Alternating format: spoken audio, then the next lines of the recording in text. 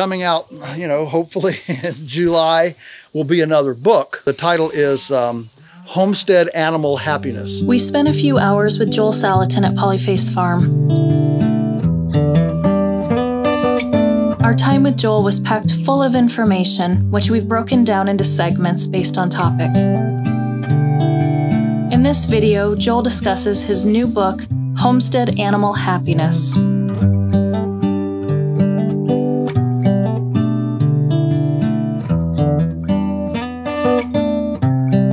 We hope you enjoy this behind-the-scenes look where Joel shares just a few of the topics his new book will cover.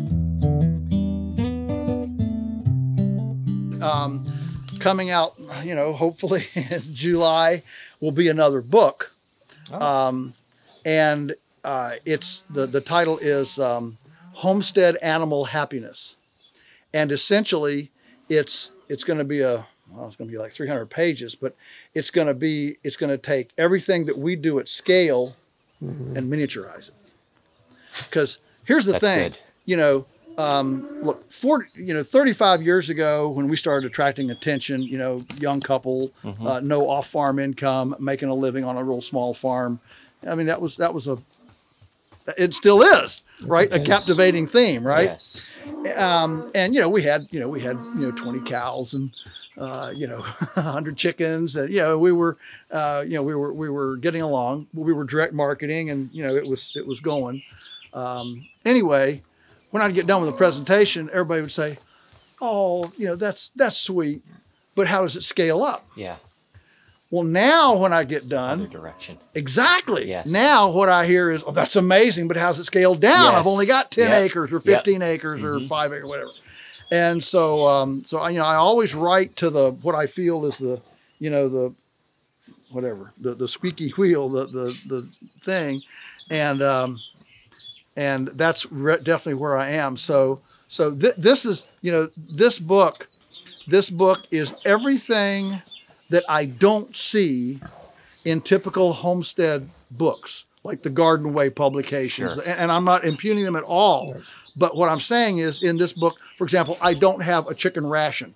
There's a million books with chicken rations. Okay. Yeah, I was going to ask that what I do in this book is I explain how a chicken thinks, how they work, and why it's important to have your nest boxes above eye level of the chickens in order to have clean eggs and not have loiters in the nest box. Those kinds of things. It's all those kind of nuances.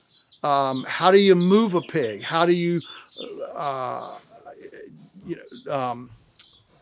do you plant a field? We bought this 5 acres, and there's one whole chapter on converting forest to pasture. That's a real common thing. I've got 10 acres, 5 acres is forest. Yeah. I'd like to convert 1 acre to pasture. The rest of it I want to keep as forest. How do I do that? That's great. So it's all this really there's a market practical, for it. Practical stuff that I just don't see in the greater, homestead literature.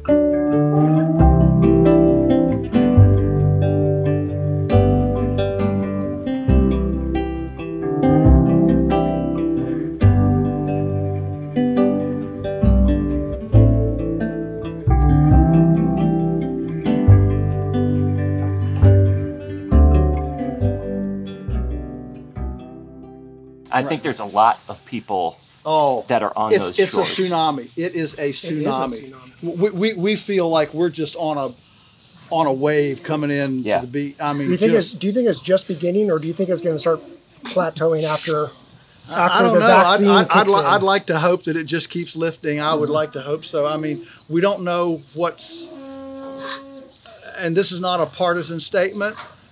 It's just reality. A lot of people, including me, feel like we're in an unprecedented time of unsettledness. Yeah. I'm just going to say that. Absolutely. Unsettledness. Yep. In a lot of areas, from freedom, liberty, health, economy, numerous things.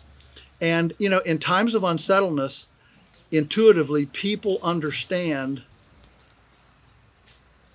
I don't want to go through this in a city. Correct.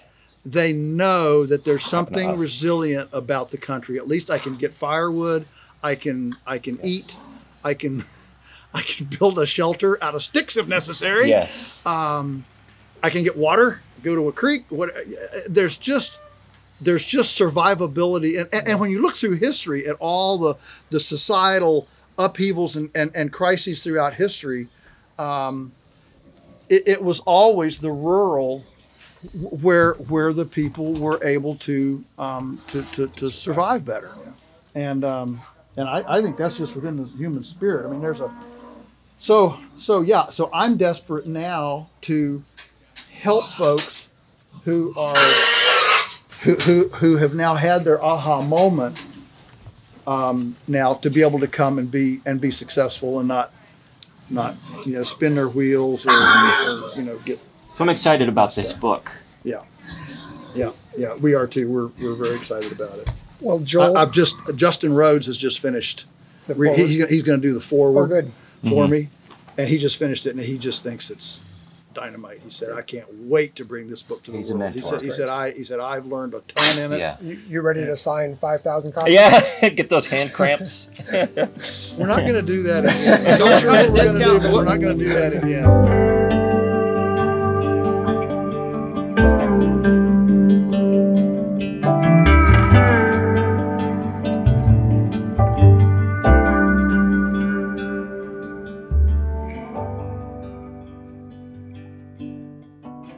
In this new book that I've written, I've given people the magic number of 1 acre inch of water is 30,000 gallons. Okay. So that way, Wow.